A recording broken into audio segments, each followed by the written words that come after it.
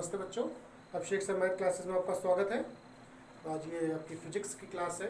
तो वैसे भी जानते हैं आज 18 मार्च और दिन शुक्रवार, एक बड़ा पावन पर्व है होली का। ये आप जानते हैं बड़ा अच्छा पर्व है और रंगों का त्यौहार कहा जाता है होली। लेकिन कुछ लोगों ने इसे अपने आचरण से बड़ा गंदा कर दिया है। लोग मद्यपान करते हैं या और भी अन्य व्यसन कर लेते हैं और उसके बाद वो उत्तेजित होकर अपना होश खो बैठते हैं और फिर लड़ाई झगड़ा करते हैं।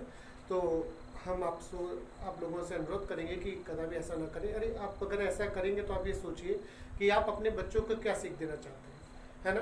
तो आप अगर ऐसा करेंगे तो आपके बच्चे भी आगे भविष्य में भी ऐसा करेंगे, तो आप उन्हें किस प्रकार से मना कर पाएंगे। तो आप ये कतई बिल्कुल ना करें कि बच्चों पर बड़ा इसका बुरा प्रभाव पड़े। आप यही सोच लीजिए कि आपके बच्चों के बोर्ड एग्ज़ाम्स है अभी 24 तारीख से स्टार्ट हो रहे हैं। तो इस वजह से आप खुद संयमित रहें और बच्चों को भी प्रोत्साहित करते रहें कि वो अपने अच्छे से एग्ज़ाम दें और अपने भविष्य को उज्जवल बनाएं। तो आज हम जो अपना टॉपिक लेंगे वो है वैद्युत चालन।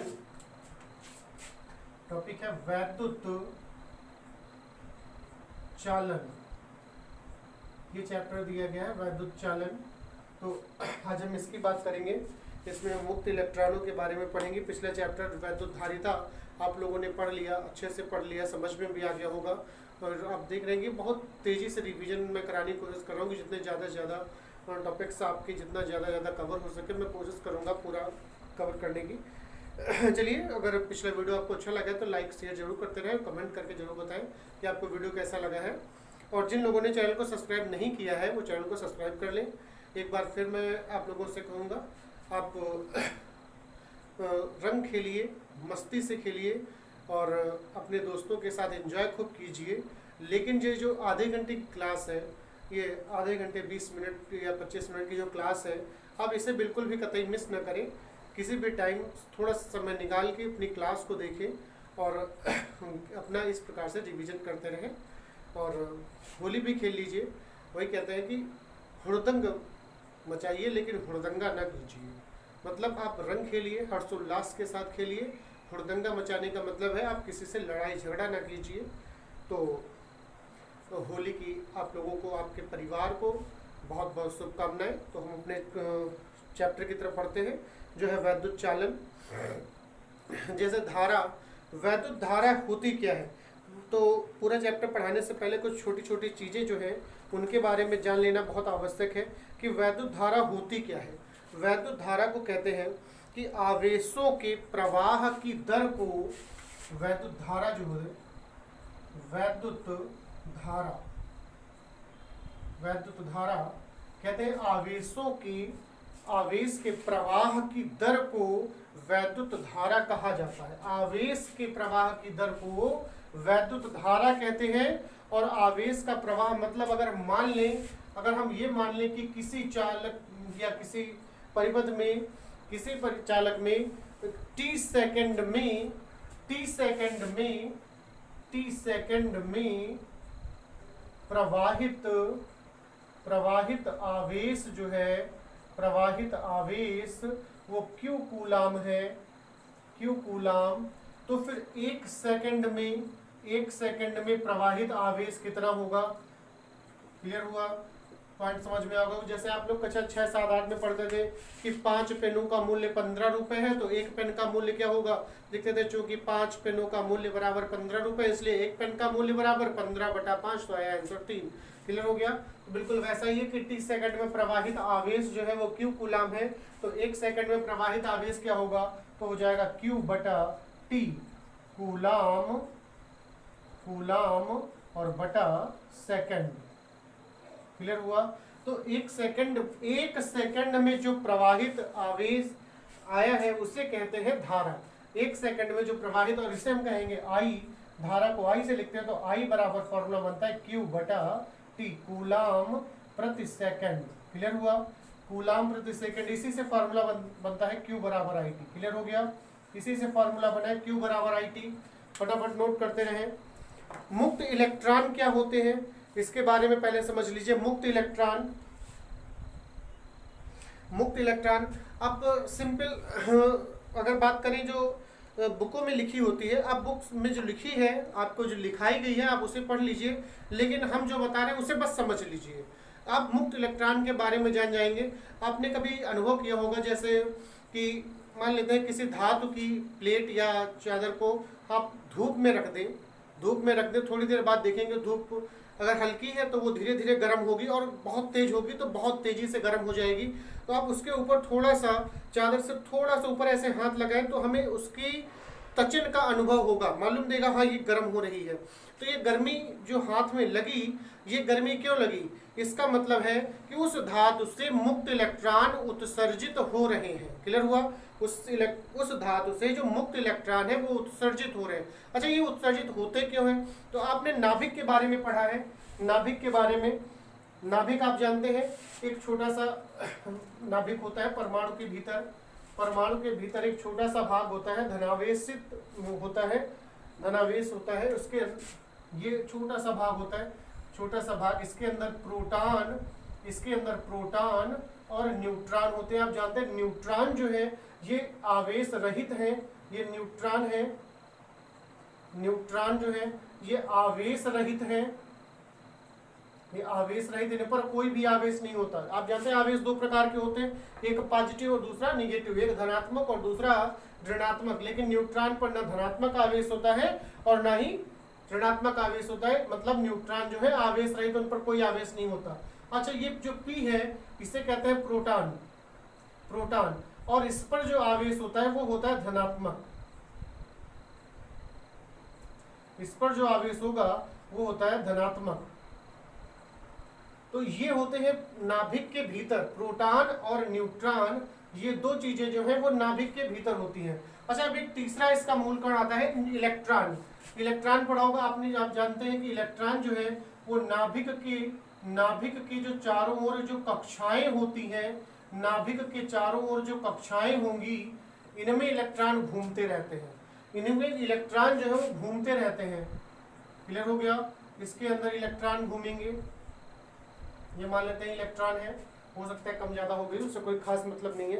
अच्छा, इसमें इलेक्ट्रॉन जैसे घूम रहे हैं ऐसे ही इसमें बहुत सी कक्षाएं होंगी, बहुत सी, इस तरीके से। अब आप ऊपर नहीं बना सकते तो एक ये बना लिया, एक ये बना लिया, एक ये बना लिया, ऐसे इलेक्ट्रॉन इन कक्षाओं में, इनको ऑर्बिट्स बोलते हैं, इन कक्षाओं में इलेक्ट्रॉन घूमते रहते हैं। जैसा कि आप जानते हैं कि आपसे कोई चीज जितना जैसे नजदीक होगी, आप उसको नजदीक है तो आप उसको पकड़ के ऐसे बैठे हुए हैं भैया, ऐसे पकड़ के अपन बैठे। अब किसी की दम हो तो छिना के दिखाए हमसे, कोई खींचेगा कुछ भी करे तो छीन पाएगा, कम छीन पाएगा। लेकिन आप अगर ऐसे बिल्कुल निढाल बैठे हो दूर से, तो आप उस पर कोई चीज़ मान ले दूर रखी हुई है, आप उसकी निगरानी करें, लेकिन अगर कोई झपट्टा मार के चला जाए तो आप कुछ नहीं कर सकते ना। तो वही चीज़ है कि नाभिक से जो इलेक्ट्रॉन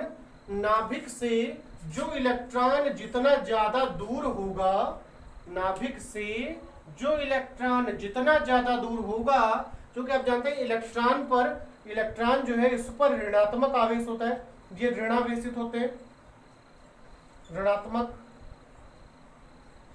ऋणात्मक आवेश होता है। तो यहाँ पर है प्रोटॉन, यहाँ उसको होता है धनात्मक। तो आप जानते हैं धनात्मक और ऋणात्मक के बीच में जो बल लगेगा वो होगा आकर्षण बल। क्लियर हुआ? तो कहने का मतलब ये है जो नाभिक से जितना दूर इलेक्ट्रॉन होगा उनके बीच में आकर्षण बल बहुत थोड़ा सा लगेगा, बहुत कम लगेगा। तो उनको उनको कक्षाओं से अलग करना उतना ही आसान होता है। और जितना आप नाभिक से नजदीक पहुंचते जाएंगे, धीरे धीरे आकर्षण बल अधिक होता जाएगा। और सबसे जो लास्ट वाली कक्षा है उसके जो इलेक्ट्रॉन होते हैं बहुत ज्यादा आकर्षण बल से बंधे रहते हैं, इसलिए वो मुक्त होना उनको बहुत कठिन होता है, उनको मुक्त करना। लेकिन जो दूर की कक्षाओं में इलेक्ट्रॉन है वो मुक्त हो जाते हैं अपनी कक्षा को। कहने का मतलब ये आइंस्टीन ने बताया था कि जब इलेक्ट्रॉन को बाहर से कुछ उपयुक्त ऊर्जा मिल जाती है तो वो अपनी कक्षा को छोड़कर किसी ऊंची कक्षा में चला जाता है और वहाँ 10 की घात केवल -8 सेकंड तक रुकता है, उसके बाद पुनः अपनी कक्षा में वापस आ जाता है। तो ये उन्होंने बताया था, उससे हम यहाँ पर डिस्कस नहीं करेंगे, वो उनके चैप्टर में जब बात आएगी तो उसमें डिस्कस करेंगे उस पॉइंट पर। तो कहने का मतलब ये है इलेक्ट्रॉन को जब बाहर से मुझे कुछ उपयुक्त ऊर्जा मिल जाएगी तो वो अपनी कक्षा को छोड़ देता है और जो उसे ऊर्जा मिली तो उसका कुछ भाग जो है वो अपने आपको कक्षा से मुक्त करने में खत्म करता है, बाकी गतिज ऊर्जा के रूप में प्रयोग कर लेता है, वो अलग बात है। तो यहाँ बात हम कर रहे थे मुक्त इलेक्ट्रॉन कैसे निकलते हैं। तो जो इलेक्ट्रॉन नाभिक से जितना ज्यादा दूर होगा उनके बीच में आकर्षण बल उतना ही कम होगा, और वही जिनमें आकर्षण बल कम है तो उन्हें मुक्त करना, उन्हें कक्षा से बाहर निकालना बहुत आसान हो जाता है। तो ऐसे इलेक्ट्रॉन जो अपनी कक्षा को छोड़कर बाहर धातु के अंदर, धातु के भीतर भ्रमण करने के लिए स्वतंत्र हो जाते हैं, ऐसे इलेक्ट्रॉनों को मुक्त इलेक्ट्रॉन कहा जाता है। क्लियर हुआ? मुक्त इलेक्ट्रॉन कहते हैं, यही वैद्युत का मुक्त इलेक्ट्रॉन मॉडल भी है, यही है मुक्त इलेक्ट्रॉन मॉडल। गर्मी थोड़ा सा ज्यादा है, बोलते बोलते पसीना भी आ जाता है। तो अच्छा, अब बात करेंगे कि इलेक्ट्रॉन जो है वो नाभिक के अंदर, आपने देखा होगा जैसे किसी तार को, अगर किसी हम तार को एक बैटरी के सिरे से जोड़ दें तो उसमें धारा का प्रवाह होने लगता है। तो उसमें जो इलेक्ट्रॉन है वो निम्न विभव वाले सिरे से उच्च विभव वाले सिरे की ओर गति करने लगते हैं, और वो जो गति कर रहे हैं, जो उनका वेग है, जो निम्न वेग है उनका, जो उस वेग को कहते क्या है, उसे कहते हैं अनुगमन वेग। क्लियर हुआ? अनुगमन वेग जानते हैं क्या होता है?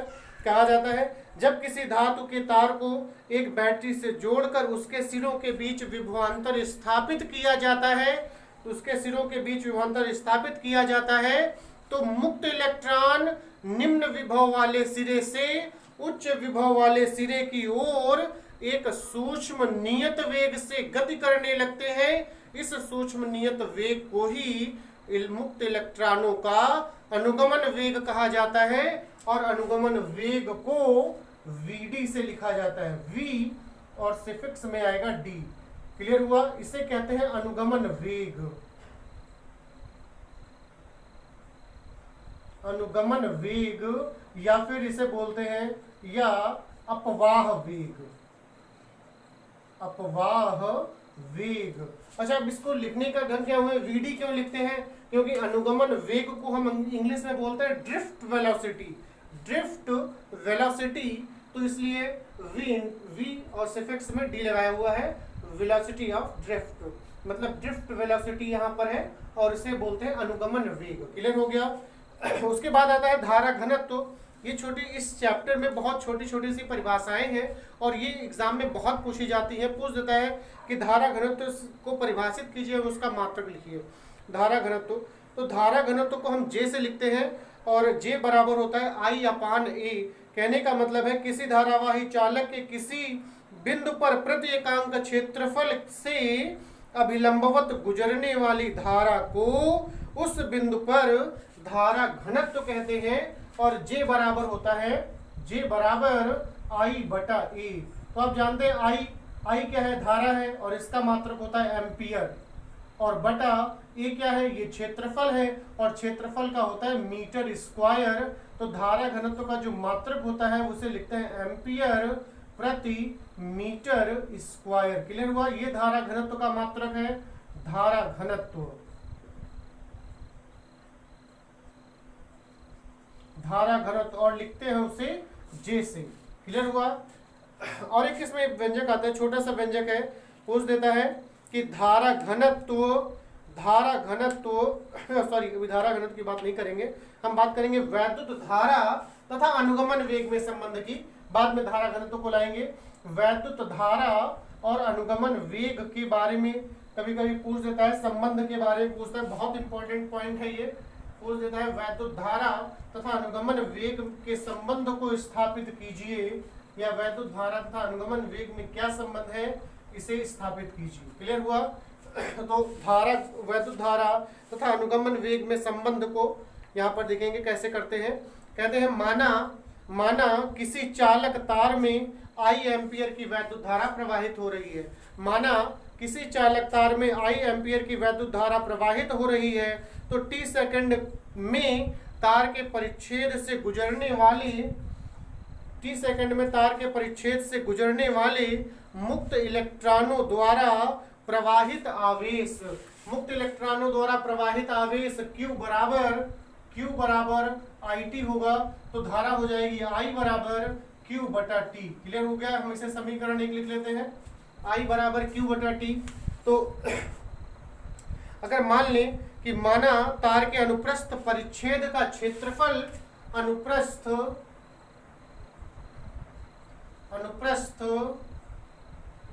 परिच्छेद का जो क्षेत्रफल है वो A है। अनुप्रस्थ परिच्छेद का क्षेत्रफल A, और उसके बाद मानते हैं कि उसके प्रति एकांक आयतन में क्षेत्रफल बराबर A, और प्रति एकांक आयतन में मुक्त इलेक्ट्रॉनों की संख्या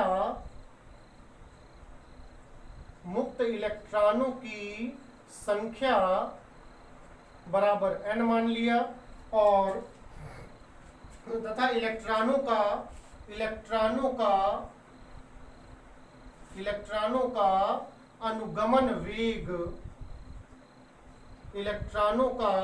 अनुगमन वेग जो है उसे vd मान लेंगे। क्लियर हो गया? ये चीजें मान ली तो 1 सेकंड में तार के किसी अनुप्रस्थ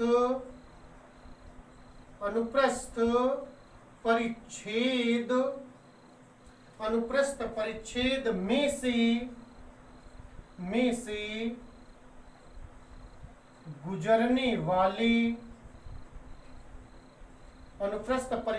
में से गुजरने वाले इलेक्ट्रॉनों की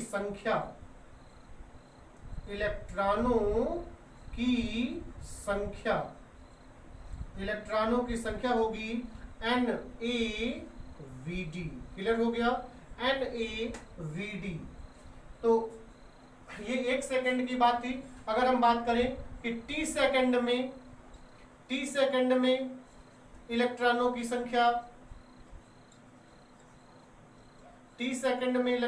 संख्या, तो 1 सेकंड में NaVd, तो t सेकंड में होगा NaVd इंटू टी। क्लियर हो गया? NaVd into T. अतः t सेकंड में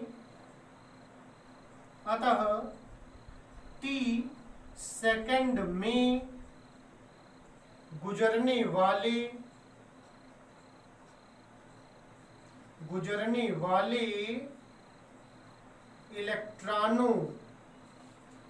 वाले इलेक्ट्रॉनों की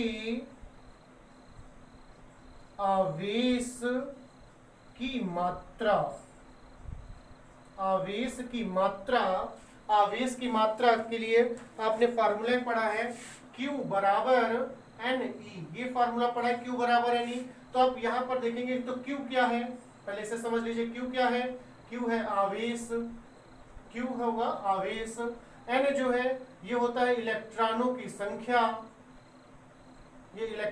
संख्या, है, और E जो है ये इलेक्ट्रॉन का आवेश।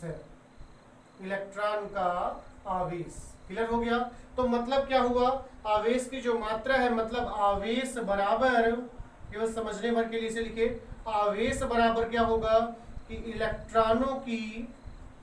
इलेक्ट्रॉनों की संख्या और इंटू एक इलेक्ट्रॉन का आवेश,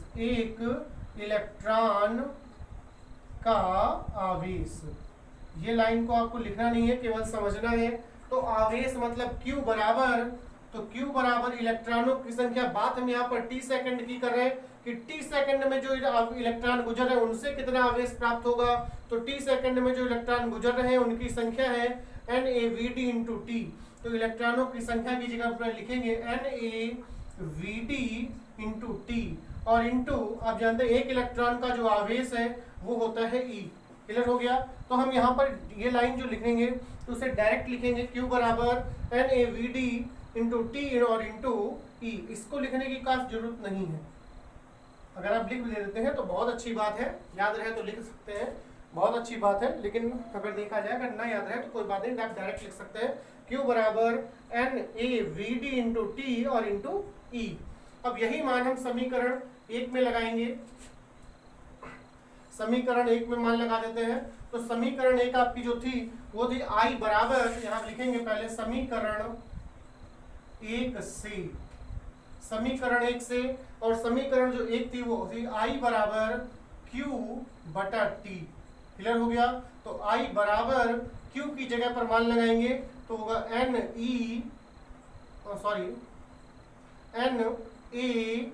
VD into T into E और बटा T।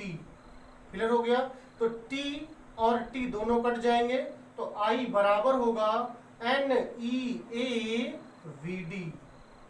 इसे कहते हैं वैद्युत धारा तथा अनुगमन वेग में संबंध। क्लियर हो जाएगा?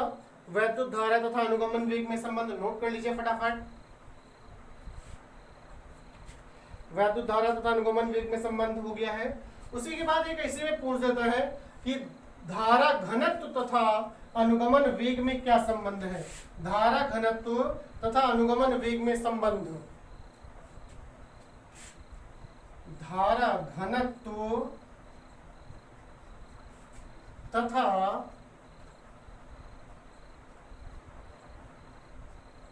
अनुगमन वेग में संबंध,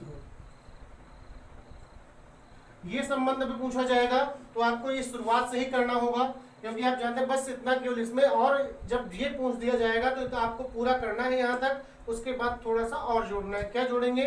आप जानते हैं जो कि J बराबर I अपान A होता है, J बराबर I बटा A। तो J बराबर I का मान है NEA VD और बटा A। तो और A और ये कट जाएगा तो J बराबर आएगा NEVD। क्लियर हो गया? J बराबर NEVD, ये इसे कहेंगे धारा घनत्व तथा अनुगमन वेग में संबंध। धारा घनत्व तथा अनुगमन वेग में संबंध। एक इसमें एक फॉर्मूला होता है वैद्युत प्रतिरोध। आप जानते हैं वैद्युत प्रतिरोध क्या होता है, आप इसे पढ़ सकते हैं। एक आता है ओम का नियम, बहुत इंपॉर्टेंट है। ओम का नियम क्या है, और ओम के नियम के आधार पर, अनुगमन वेग के आधार पर ओम के नियम का सत्यापन पूछ दिया जाता है। पहले तो आप ये समझ लीजिए ओम का नियम क्या है। ओम का नियम,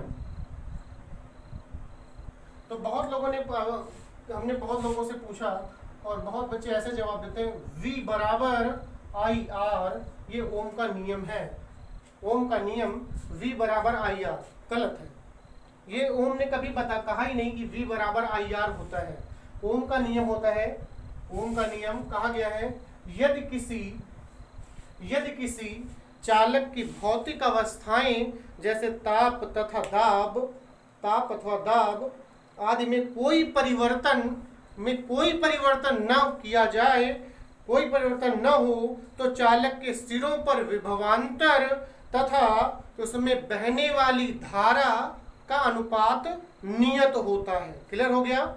यदि किसी चालक की भौतिक अवस्थाएं जैसे ताप दाब आदि में कोई परिवर्तन न किया जाए तो चालक के सिरों पर विभवांतर तथा चालक में प्रवाहित धारा का अनुपात जो है वो नियत होगा। अगर मान लें कि किसी चालक के सिरों पर जो विभवांतर है वो V है और उसमें प्रवाहित धारा जो है वो I है। क्लियर हो गया? तो I विभवांतर मतलब विभवांतर और बटा धारा और दोनों का जो अनुपात है वो होगा नियत, मतलब नियतांक।